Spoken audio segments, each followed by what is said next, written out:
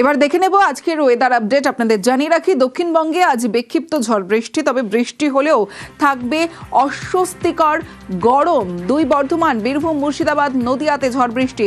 উত্তর 24 পরগনা, বাঁকুড়া, পুরুলিয়াতেও ঝড় বৃষ্টি। ঝড় বৃষ্টির পূর্বাভাস কলকাতাতেও। দক্ষিণবঙ্গের পাশাপাশি উত্তরের দিকেও নজর রাখবো। উত্তরবঙ্গের সব জেলায় ঝড় বৃষ্টির পূর্বাভাস। বুধবার থেকে উত্তরে বাড়বে ঝড় বৃষ্টি। শনিবার পর্যন্ত অতি ভারী বৃষ্টির সম্ভাবনা।